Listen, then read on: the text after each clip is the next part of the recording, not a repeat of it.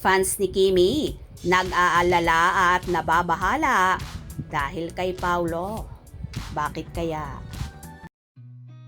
I've seen a lot of change, been through a lot of pain.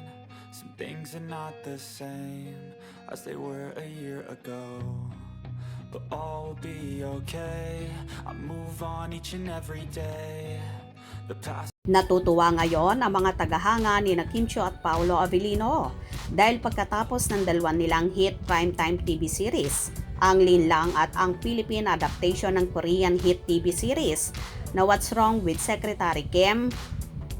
Ang dalawa ay muli magtatambal, this time their first time sa pelikula sa pamamagitan ng My Love Will Make You Disappear, isang romantic comedy film na pamamahalaan ni Chad Vidanes under Star Cinema. Said project ay inanunsyo ni Kim sa It's Showtime program last August. Ito'y concept ni Prime Cruz, written by Patricia Valencia and Isabella Policarpio. Kasama rin sa movie sina Wilma Dasen, ang mag-asawang Lovely Abellana at Bench Manalo, Carissa Bautista, Martin Escudero at iba pa. Mainit ngayon ang tambalan ni Kim at Paulo, kaya strike while the iron is hot ang mga taong nagpapatakbo ng kanilang respective careers. Tila nag-level up na rin ang relasyon ng dalawa at marami ang naniniwala na tuluyan ang makapag-move on si Kim sa kanyang past breakup with her ex-boyfriend at 12 years na si Sian Lim. Habang mainit ngayon ang tambalan ni Kim at Paulo o ang Kim Pao, natatakot lamang ang mga fans ni Kim na baka mauwi rin sa breakup ang love team ng dalawa dahil hindi umano nagtatagal si Paulo sa kanyang mga nakakarelasyon. That is, kung may relasyon nga ang dalawa.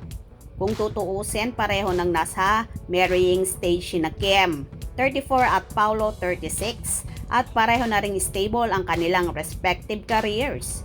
Hindi pala garanti ang mga matagal na pakikipagrelasyon bilang magkasintahan tulad ni Kim at dati nitong nobyo na si Sian Lim, dahil kahit umabot ng 12 years ang kanilang relasyon ay nauwi pa rin ito sa hiwalayan.